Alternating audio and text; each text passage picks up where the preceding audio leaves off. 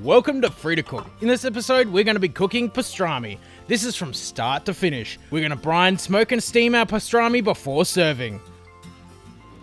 I can't stress enough that having all your ingredients laid out before starting makes a huge difference in the time and speed it takes to cook. In a pestle or mortar, add 1 tablespoon of black peppercorns, 1 teaspoon of mustard seeds, 1 cinnamon stick broken in half, 2 fresh bay leaves, 1 if you're using dried, and about 8 cloves. Roughly grind the ingredients so the flavours can begin to release. Next you'll need a large Ziploc bag.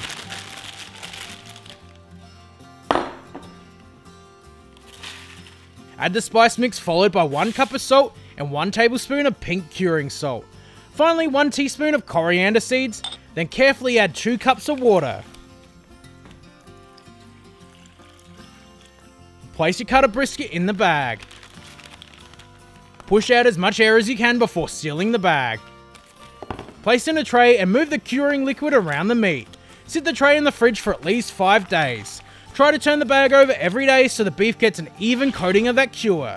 After 5 days, remove the brisket from the bag. It should be a lot firmer and a bit darker in colour. Rinse with the water to remove the brine and spices. Make sure to get off as much as you can, otherwise you'll end up with a really salty piece of meat.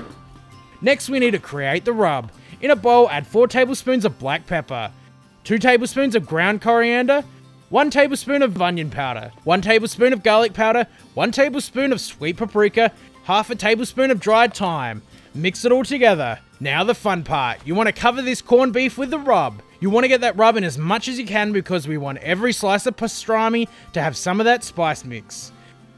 Set up your kettle barbecue using the snake method. I'm using clean heat charcoal. You can find the link to a video explaining the snake method in the description. For a little bit extra flavour, I'm adding some iron bark from SA Barbecue Woods. Before placing the meat opposite the charcoal, have the barbecue sitting at around 265 Fahrenheit or 130 Celsius.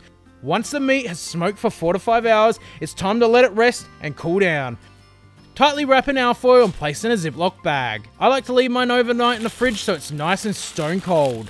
The final step is to steam this pastrami until it's nice and tender.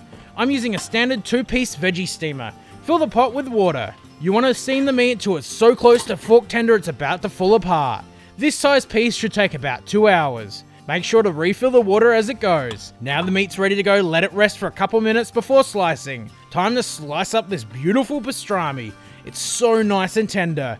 There you have it, pastrami made at home. All that's left to do is to pile the pastrami onto the bread with some mustard and slice it in half. If you found this recipe helpful, don't forget to share it, subscribe to the channel, like us on Facebook, follow us on Instagram, and if you have any recipe suggestions, leave them in the comments.